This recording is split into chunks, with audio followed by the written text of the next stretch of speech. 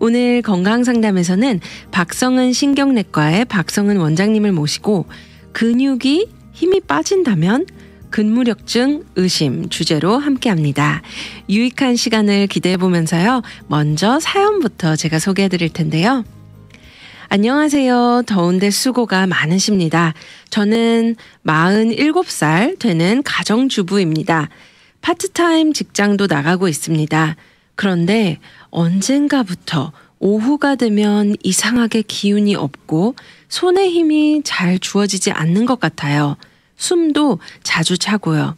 또 자주 물체가 둘로 보이기로 합니다. 그리고 음식을 삼키면 자주 사례가 들려요. 친정어머니가 잘 아시는 한의원에 가서 보약을 한 재 재워주셔서 다려 먹기도 했고 얼마 전엔 건강검진도 다녀왔는데 다 건강하고 수치들이 다 좋은데 콜레스테롤이 좀 높다고 합니다. 그런데 이런 증상들은 왜 그런 걸까요? 하면서 이렇게 사연을 보내주셨습니다. 사연 보내주셔서 감사드리고요. 우선 오늘 방송 같이 진행하실 우리 박성은 원장님 모시겠습니다. 원장님 안녕하세요. 안녕하세요. 반갑습니다. 반갑습니다. 박사님. 오늘 저희 주제는 근육이 힘이 빠진다면 근무력증 의심이라는 주제로 함께 하는데요. 앞서 제가 사연을 좀 나눠드렸어요. 이분이 이제 40대 후반 파트타임도 하고 있고 또 이렇게 몸이 기운이 없고 또 힘이 빠진다고 이렇게 말씀해 주셨는데요. 이런 사례자분들이 또 많으시죠, 원장님? 네, 더러 있습니다. 네. 이런 경우에 이렇게 건강 진단도 해봤고 또 검진도 해봤고 좀 콜레스테롤이 높다 이런 정도로만 나왔는데 왜 이런 증상들이 느껴지는지 오후가 되면 힘이 빠지고 네. 손에 이렇게 뭔가 뭔가 물건을 이렇게 잡을 수 없을 정도로 힘이 빠진다고 하시는데요. 이런 경우에 우리 원장님께서 보신 측면에서는 어떤 질환으로 보실 수 있을까요? 네. 사실 이 비슷한 경우가 많이 있는데 요런 경우는 이제 힘이 빠진다 그러면 우리가 여러 가지 이렇게 그 경우를 잘 생각해서 우리가 그걸 감별 진단이라 그래요. 네. 그래서 기운 없다는 분들 굉장히 많아요. 그래서 병원에 와서 제일 좀 난감한 게 요새 기운이 없다. 그리고 우리가 진료하기 전에 이제 우리가 리뷰 오브 시스템이라 그래서 환자분들 주로 오신 그 이유 말고도 이런 것에 쭉 물어보는 거 해보셨을 거예요. 네. 근데 요즘에 기운이 없다. 요즘에 쉬 피곤하다 그러면은 거기 마크 안 한 분이 별로 없어요. 다 거기 마크하셨어요. 근데 사실 기운이 없는 거는 이유가 굉장히 많습니다. 그래서 이런 경우는 우리가 감별 진단을 잘 해야 되는데 그 이제 환자분들의 그 컴플레인과 또 이제 몇 가지 그 현상 또 특별히 이런 경우는 이제 검사를 해서 분명하게 정말 칼같이 이 근무력증이 나올 수가 있어요. 그래서 진단을 잘 해야 되고 또 약이 있고 치료가 된다고 할 수 있기 때문에 굉장히 중요하죠. 네. 네. 이런 근무력증, 바로 근육에 힘이 빠진다면 이제 근무력증을 의심할 수 있다고 하는데요. 우선은 이것도 희귀질환 중에 하나일까요? 대체로 좀 희귀한 편이에요. 아, 네. 네. 그러면 근육에 왜 힘이 빠지는지 네. 또 유전성이 있는지 네. 아니면 혹시라도 이렇게 좀 순환이 안 돼서 네. 피가 안 통해서 이루어지는 건지 좀 이런 부분이 궁금해요. 네네. 네. 우리 몸이 이제 뇌에서 명령을 내리면 이제 그 척수로 그 명령이 따라 내려가고 네. 그 다음에 이제 팔과 손을 움직이고 이러는 거는 목에서 이제 말초신경으로 나오고 그 다음에 다리와 발과 히프 같은 데를 움직이는 거는 요추 또 그 밑에 있는 천추에서 말초신경으로 나와서 이제 명령을 전달하는 거예요. 근육은 보통 우리가 이제 우리 소고기 먹을 때 빨간 고기가 다 근육입니다. 네. 근데 이제 그 신경이 근육에 가서 그 메시지를 전달을 하게 돼 있죠. 뇌에서 명령을 내렸으니까 그 메시지가 신경 자체에서는 전기로 가고 그다음에 신경 말단 즉 근육과 만나는 그 부위에서는 화학 물질이 분비가 이제 되는 거예요. 그래서 아세틸콜린이라고 하는 그 물질이 신경 말단에서 이렇게 전기가 거기 도달하면 확 분비가 돼요. 그래서 이제 그 근육이 그 아세틸콜린이라고 하는 화학 물질을 감지하면 네. 어느 정도 이상을 감지해야 돼요. 조금 나오면 안 돼요. 감지하면 근육이 이제 확 수축을 하는 거예요. 네. 그래 갖고 이제 우리가 움직이게 되는 거죠. 예. 근데 이제 지금 오늘 우리가 말씀드릴 근무력증은 영어로 이제 마이어스테니아 그래비스라 그러는데 요거는 사실 좀 희귀하지만 꽤 있습니다. 근데 요거는 근육과 신경이 만나는 접합 부위가 있어요. 그래서 그 물질이 나오면 그 근육에 있는 접합 부위 그 부위에 있는 그 리셉터가 있어요. 네. 그래서 그 물질을 센서한다고요. 네. 그러면 그 화학 물질 센서하면은 되는데 센서를 못 하도록게끔 되는 질병이죠. 그래서 근육이 힘을 못 쓰는 거예요. 그러니까 명령은 내려갔는데 그 화학 물질이 나오긴 또 나왔어요. 네. 나왔는데 근육이 그 물질을 센스를 못하게 되는 질병인데요. 예, 그래서 힘이 없어요. 특히 오후에 힘이 없어요. 예. 그래서 우리 몸에 엄청난 근육이 있죠. 1년 날수 비슷하게 360 몇 개라고 그러는데 그 근육들이 다 영향을 받게 돼 있어요. 예. 그래서 네. 제일 먼저 영향받는 게 되게 눈이 영향받아요. 이렇게 눈꺼풀 이렇게 뭐가 물건이 날라오면 금방 눈 감잖아요. 네. 굉장히 민감하거든요. 민감한 근육일수록 빨리 영향을 받아요. 네. 그래서 이제 그 신경 말단에서 나오는 신경 전달 물질이 나오게 되는데 그거를 거기에 반응을 못하게 되는 이제 그런 거죠. 네, 말씀해 주신 것처럼 리셉터라고 말씀해 그렇죠, 주셨는데요. 리셉터. 분명 근육과 신경이 만나는 그 부위에 이제 반응을 해야 되는 이제 분비되는 그 아세틸콜린이라는 네. 분비되는 물질이 있는데 그거에 반응을 하지 못하다 예. 보니까 이제 근육 무력증, 네. 네. 근무력증이 네. 생기는데요. 그러면 이 리셉터가 예. 둔해진다는 뜻이잖아요. 네, 그렇죠. 그거는 어떻게 설명을 해야 되죠? 왜 둔해지는 걸까요? 네, 잘 알려져 있어요. 근데 네. 그게 왜 그런가 하면 이제 우리 몸이 네. 특히 여자분들이 많은데 이 자가 면역 질환, 자기 몸의 항체가 이제 그 자기 균을 대항해서 싸워야 되는데 어떤 항체들은 자기 몸을 대항해서 싸워요. 네. 네. 거기 이제 항체가 이렇게 붙으면은 구체적으로 어떤 표면에 어떤 모양이 있으면 거기에 딱 맞게 붙게 돼 있어요. 네네. 이제 박테리아가 예를 들어서 포도상규균이 온다. 그럼 포도상규균의 표면에 그 특색이 있어요. 그럼 거기에 맞게 우리가 항체를 내게 돼 있어요. 근데 이제 리셉터에 이상하게 항체가 생긴 거예요. 그래서 리셉터에 딱 들어맞는 항체가 이상하게 몸에서 생겨나서 그 리셉터를 다 막아버려요. 근데 이제 우리 자가면역 질환이라는 말이 나왔는데 자가면역 질환 상당히 많아요. 예를 들면 류마티스 관절염은 우리 관절 특히 관절막에 항체가 생겨요. 그래서 관절막을 파괴시키고 또 혹시 루푸스라는 병 들어보셨는지 모르겠는데 네. 루푸스는 우리 몸의 모든 혈관을 항체가 공격하는 거예요. 그 자기 몸의 혈관벽에 이제 항체가 공격하면 혈관이 파괴되고 또 막 이렇게 두꺼워지기도 하고 흉터가 생기기도 하고 막히기도 하고 이제 그러죠. 네. 네. 어떤 분들은 근육 자체, 근육 리셉터가 아니라 근육 같은 그 연부 조직에 항체가 또 다 생겨서 근육이 딱딱해지기도 하고 그래요. 이제 그런 한 수십 가지 자가 면역 질환이라는 게 있고 요거는 우리 내과에서 특히 관절과라고도 하지만 류마톨로지라 그래서 그거 전문하시는 의사 선생님들이 계세요. 예, 그런 분들이 다루는데 이것도 이제 자가 면역 질환의 일종이죠. 그래서 자기 신경 근육 접합부 영어로는 neuromuscular junction이라 그러는데 거기에 있는 근육에 있는 그 리셉터에 항체가 딱 맞춰져서 생긴 거예요.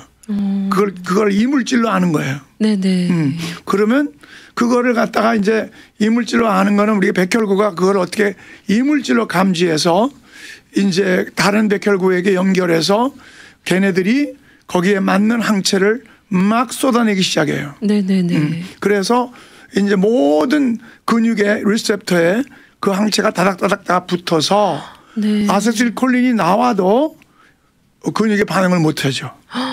와, 정말 자가 면역 질환이 듣기만 해도 참 무서운 네, 게 황당한 병이죠. 네, 본인이 본인 스스로를 공격하는 거잖아요. 네. 근데 이런 부분에 있어서 여자분들이 남자분들보다 훨씬 많다. 네, 많아요. 이런 얘기를 했는데 좀 억울하기도 한데요. 네, 그렇죠. 네. 왜 여성분들에게 자가 면역 질환이 더 많은지 그런 것도 좀 궁금하거든요. 그 사실 잘 몰라요. 네. 모르는데 일반적으로 여자분들이 남자보다 건강한 면이 많아요. 이게 뭐 머슬 같은 거야 남자가 크겠지만 그러나 여자분들이 질병에 좀 남자보다 강한 면이 있는데 왜냐하면 출산을 해야 되고 또 항체를 많이 만들어서 또 어린 영아에게 또 태아 때 넣어주잖아요. 그래서 애들이 태어날 때는 어머니 항체 IgG라 그러는데 그걸 많이 받아갖고 나오거든요. 네. 그래서 한 6개월 동안은 어머니 젖이 이렇게 어머니 젖으로도 나오지만 하여튼 그 굉장히 중요하다고요. 그래서 그 여자분들이 사실 은근히 내적으로 건강하세요. 그래서 남자보다 오래 살잖아요. 네. 네. 그래서 하나님께서 이제 그 출산이라든지 이런 거를 걱정이라기보다 생각하셔서 여자분들에게 남자들이 갖지 못하는 건강을 주신 것이 있어요. 그래서 이제 그거의 일환이기는 한데 정확하게 왜 여자분들이 자기 몸 부위에 항체를 그렇게 잘 만드는지는 확실하게 알려진 거는 제가 아는 바는 없어요. 네. 아, 참 무서운 병인데요. 자가면역 질환이 또 어디에 생기냐에 따라서 네, 그렇죠. 어떤 병이 이제 생기는데 그렇죠. 말씀해 주셨던 것처럼 뭐 루마티스, 루푸스 뭐 이런 여러 네. 가지인데 오늘 저희의 탑픽이 이제 근무력증이잖아요. 그렇죠. 네. 그러면 오늘 제가 앞서 나눠드렸던 사연의 주인공이 언젠가부터 오후가 되면 이상하게 기운이 없고 손에 힘이 잘 주어지지 않고 또 숨도 자주 차고 네. 또 자주 물체가 예. 둘로 보이기도 한다고 그래요. 네, 네. 또 음식을 삼키면 자주 사례가 들리는데 그렇죠. 그러면 이런 경우 이 사례자분이 근무력증이라고 혹시 생각하시나요, 원장님? 가능성이 굉장히 높아요. 물론 네. 이제 검사해야 되죠. 검사하면은 피 검사와 근전도 검사라는 게 있는데 네. 거기서 분명하게 나와요. 네, 그래서 피 검사에서는 우리가 그 항체를 검출해낼 수 있고요. 네네. 네, 그 외에도 몇 가지 이제 우리가 검출할 수 있고 그 다음에 이제 근전도 검사하면은 근육의 자극을 이렇게 계속해서 빠른 속도로 주면은 벌써 4번 자극이 끝나면 5번째부터 근육이 반응을 못 해요. 뚝 떨어져요, 반응이. 그래서 그거는 거의 수학적으로 정말 나오듯이 결과가 딱 나와요. 네. 그래서 이제 금방 알 수 있죠. 근데 이제 그 항체가 모든 근육에 다 일단 공격한다고 봐야 돼요. 그래서 삼키는데도 이제 그 인후부에 이제 근육이 있으니까 그것도 문제가 돼서 기도로 들어가면 이제 폐렴 올 수 있죠. 네네. 네, 그리고 눈 깜빡이는 것도 이 눈 깜빡이는 거 굉장히 빠른 속도로 우리가 눈 깜빡이는데 물체가 이물질이 날라오면 금방 우리가 눈 감잖아요. 네네. 그거 그래서 눈이 이렇게 한쪽 눈이나 혹은 두 쪽 다 이렇게 눈꺼풀이 이렇게 내려앉기도 하고요. 그 다음에 눈알 돌리는 근육이 또 6개, 7개 있어요. 그래서 그 근육들이 그 눈알을 두 개가 똑같이 보는 방향으로 돌리지 않으면 물체가 둘로 보여요. 그래서 오은이 어깨에 이제 둘로 보인다. 그러면은 그런 게 있으면은 되게 오은이 어깨 힘이 빠진다. 그러면은 거의 확실해요. 아, 네. 네, 우리 박사님께서도 앞서 말씀해 주신 것처럼 많은 분들이 요새 이제 기운이 없다 하는 이제 감별 진단 속에서는 누구나 이렇게 네. 대답할 수 있지만 네. 이렇게 방금 말씀해 주신 것처럼 뭔가 둘로 보인다든지 네. 물체가 네. 이런 경우 또 오후에 돼서 굉장히 피곤한다든지 힘이 빠지고. 네. 그러면 좀 더 이런 부분에서 혹시 저는 아닐까요 네, 하는 네. 생각에 여러 가지 제가 예시를 좀 가지고 와봤어요. 네. 그래서 네. 조금 분별을 해주시면 그렇죠. 좋을 것 같아요. 네. 네, 이런 표현도 있어요. 야채를 썰다가 놓친 부엌 칼이 발등 근처에 떨어져 크게 놀랍다. 뭐 아니면 매일같이 오르던 계단이 어느 날부터 유독 높아 보이거나 맛있는 깍두기가 제대로 씹히지 않는 날이 있다. 또 누구나 일상 속에서 개의치 않고 넘길 수 있는 일들인데도 불구하고 좀 체력이 떨어져서 너무너무 힘들어요 하는 이제 이런 표현들이 있는데요. 네, 네. 이런 것들은 또 어떻게 보실까요? 네, 얼마든지 가능한 얘기이긴 해요. 네. 근데 이제 되게 그 근무력증은 감성적인 거는 상당히 적어요. 네, 그래서 감성적으로 요즘에 이제 우리가 진료할 때 뭐 기운이 너무 없다 뭐 그러시는 분들 참 많아요. 근데 대개 보면 이제 제일 흔한 이유는 밤에 잠을 어떻게 주무세요 하고 물어봐요. 밤잠이 시원치 않고 밤에 꿈을 많이 꾸면서 자고 그러면 낮에 굉장히 피곤해요. 또 코를 많이 골아도 피곤하고요. 그다음에 만성 피로증후군이라는 게 특별히 바이러스 같은 것도 알고 있거든요. 그래서 그게 바이러스 앓고 나면은 6개월 혹은 1년, 2년까지도 굉장히 피로하고 퍼티기 쉽게 오는 경우가 있거든요. 네. 네, 그래서 그런 것들은 되게 이제 조금 구체성이 떨어지면서 감성적인 게 더 많다고 할 수 있어요. 전반적으로 피곤하지만 예를 들면 우리가 처음에 내가 환자분들이 들어와서 힘없다 그러면 내가 손을 잡고 세게 악수를 10번 해보라 그래요. 그러면 세게 손을 둘이서 잡고 이렇게 꽉꽉 눌러보면은 벌써 4번, 6번 지나가면 힘이 확 빠져요. 그래서 이렇게 아주 구체적이에요. 그렇지만 전반적으로 기운이 빠진다든지 이런 경우는 수면 부족 내지는 우울증 같은 것도 굉장히 가능하고요. 네. 또 이제 만성 피로증후군도 가능해요. 그러나 그분들이 결코 이렇게 주먹을 꽉꽉 쥐는 거를 10번 못 하지는 않더라고요. 그분들은 그걸 능히 할 수 있고 물론 전체적으로 기운이 빠지고 우울증이 있고 또 잠을 굉장히 많이 설치시는 분들이 뭐 그렇지 않은 때보다 칼 많이 떨어뜨리겠죠. 네. 그리고 특별히 이제 감성적으로 저거 내가 어떻게 하나 이제 이런 경우 네. 잠 못 잤을 경우 우리 피곤할 때 능히 그래요. 얼마든지 그럴 수 있죠. 그래서 가능성도 있지만 조금 이제 감성적이죠. 그래서 의욕이 떨어지면서 이제 그러는 건데 뭐 엄밀하게는 검사를 해야 돼요. 네, 네. 이렇게 들어보면서 굉장히 분별해야 되는 부분이 있는 것 같아요. 왜냐하면 수면 부족일 수도 있고 그럼요. 우울증 증상일 수도 있고 네. 또 만성 피로일 수도 있기 때문에 네.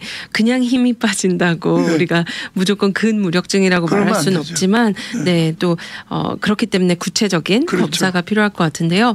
그러면 우선 근무력증 네. 치료는 가능한지 여부도 네. 궁금해요. 네. 네. 근무력증이 이제 알게 된 지가 뭐 사실은 뭐 한 100년 정도 될 거예요. 근데 이게 사실은 근육이 확 약해지는 거는 근무력증 말고도 이제 또 한 가지 빠진 게 있는데 우리 몸에 포타시움 같은 거 전해질이 갑자기 좀 떨어지거나 이렇게 설사해서 이제 그 설사할 때 특히 포타시움이 많이 나가요 몸에서 칼륨 네. 그런 경우 굉장히 기운이 빠지죠.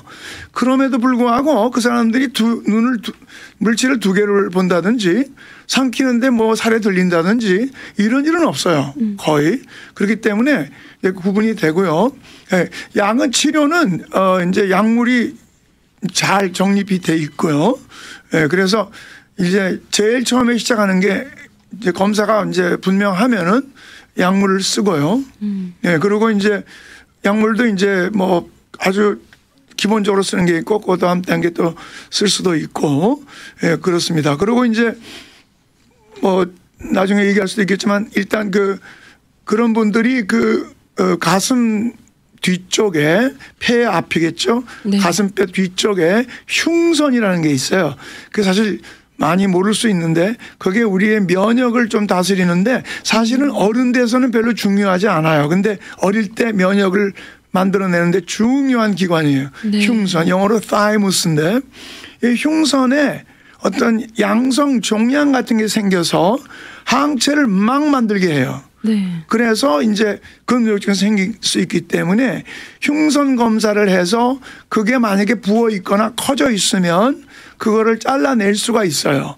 그러면 굉장히 많이 호전되는 경우도 있어요. 그래서 수술적인 치료도 있는 거죠. 네네. 네. 그렇게 이제 치료가 몇 가지로 크게 다양하게 있어요. 그래서 또 그 외에도 이제 그 항체를 없애는 항체를 잡아먹는 다른 항체를 한 달에 한 번이나 두 번 정도 주사로 IV로 맞아요. 그러면은 그 항체들이 많이 없어지게 돼 갖고 또 한 달 잘 살고 네. 예, 그런 치료도 있고 그렇습니다. 이게 자가 면역 질환 중에 한 부분이어서 그렇죠. 사실 치료 기간도 상당할 것 같거든요. 그렇죠. 네. 물론 이제 환자의 면역 체계에 따라서 또 어떻게 반응하냐에 따라서 좀 기간이 어떻게 될지 모르겠지만 보통 이렇게 치료는 가능하다고 말씀을 해주셨는데요. 이렇게 좀 너무 큰 질문일 것 같긴 아니에요. 한데 한 기간은 어떻게 봐야 질문인데 될까요? 사실은 물론 개 중에 어느 정도 치료하다가 점점 좋아져서 낫는 분도 있어요. 하지만 네. 소수라고 해야 돼요. 사실은 계속 유지해야 돼요. 그런데 그렇군요. 어떤 사람들은 또 제 환자들 분 중에 연세가 조금 들어가시면서 예를 들어서 한 달에 두 번 맞을 그 IV 네네. 그 이제 항체를 없애는 IV나 심지어 심한 경우에는 투석을 해요. 그래서 항체를 없애요. 그런데 그렇게 할 분들이 한 달에 두 번 할 게 한 번으로 충분하다 그러기도 하고 네네. 점점 호전이 가는 경우도 있고 아까도 말씀드렸듯이 그 흉선을 제거했을 때 뭐 거의 완치도 되는 사람도 있고요. 그렇습니다. 그러나 아마 3분의 2 이상은 그냥 계속 치료해야 된다고 생각하면 맞을 거예요. 이게 또 면역 질환이다 보니까 면역력을 좀 높이는 거에 집중을 하면 좀 나아질까요, 박사님? 그게 이제 굉장히 어려운 얘기예요. 왜냐하면 네. 면역을 세게 하면 잘못하면 항체 많이 생기면 큰일 나죠. 그러니까 항체를 때려야 돼요. 그래서 우리 그 자가 면역 질환은요. 예를 들면 류마티스 관절염인 경우에 항암제를 써요. 항암제를 굉장히 낮은 용량으로 네. 써서 관절 파괴를 막을 수가 있어요. 근데 상당 기간 계속 써야 돼요. 아주 소량이죠. 네. 그래서 잘 감당들 하시고 저기 관절 파괴를 막고 그러는데 그래서 이제 그런 경우에는 이제 뭐 일주일에 한 두 번 정도 쓸 수가 있는데 그런 항암제 약한 항암제를 써서 자가 면역 질환을 잘 유지하고 심하지 않게 메인테인 하는데 잘 정립되면 뭐 그 약 쓰므로 크게 부작용 없이 잘 지내세요 늘. 네, 그러니까 매니지를 잘 할 수 있는 거예요. 네. 네. 말씀 중에 우리 박사님께서 항체를 때린다라는 표현을 써주셨는데요. 그러니까 예를 들면 이렇게 IV 이제 주사 치료법이라든지 네. 약물 복용으로 이렇게 복용을 했을 때 말씀하시는 거죠. 이제 항체를 건드린다라는 얘기는. 네, 항체를 이제 빼내든지 투석으로 빼내기도 해요. 심하면. 네네. 급성으로 막 많이 나빠진 경우는 투석을 통해서 항체를 다 걸러내요. 네네. 그래서 한 달에 한 번 정도 한다든지 뭐 그런 경우도 있고 아니면 항체 잡아먹는 항체가 있어요.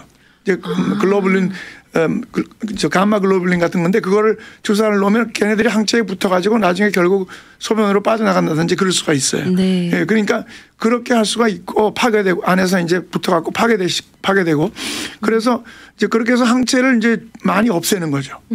그러면 훨씬 호전이 와요. 예. 근데 계속 해야 돼요. 네. 예.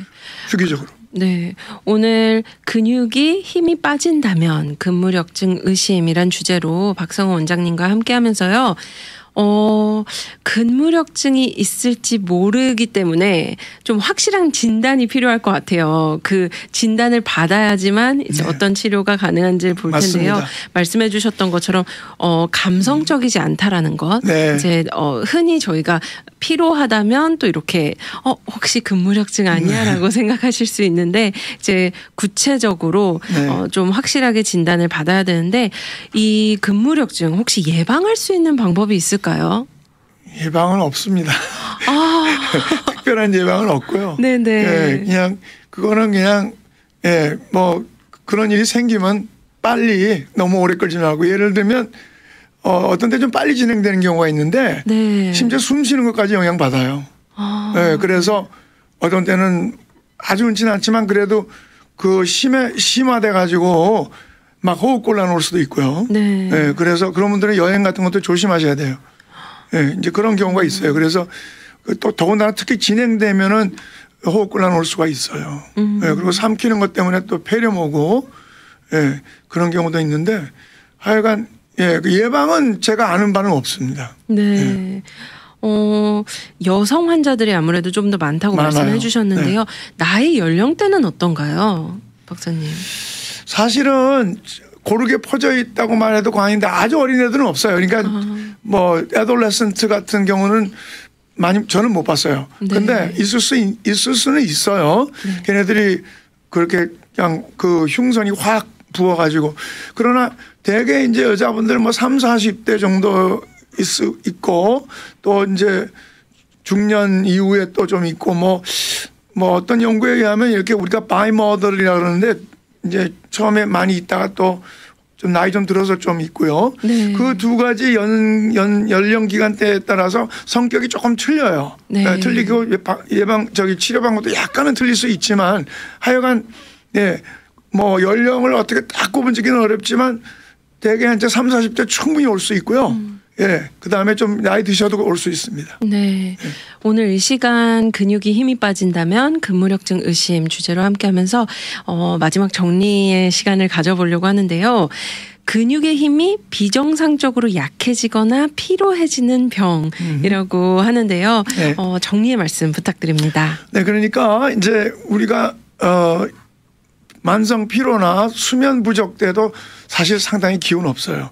그런데 이 특히 근무력증은 조금 이게 구체적인 증상이 있기 때문에 둘로 보인다든지 그다음에 아무리 피곤해도 뭐 숨쉬기 어려운 분들은 없어요. 네. 그리고 우울증이 심하다고 뭐 살에 자꾸 들린다든지 그거는 사실 관계가 없죠. 그래서 이런 구체적인 징후가 있고 또 이제 특히 오후에 특별히 심하고 그러시면은 꼭 검사를 받는 것이 좋습니다. 네. 그래서 분명한 검사가 있기 때문에 그래서 빨리 매니지하고 빨리 치료받는 게 좋겠죠. 네. 박사님 오늘도 귀한 시간을 감사드립니다. 네, 감사합니다. 미주 복음 방송은 예수님만 전해요.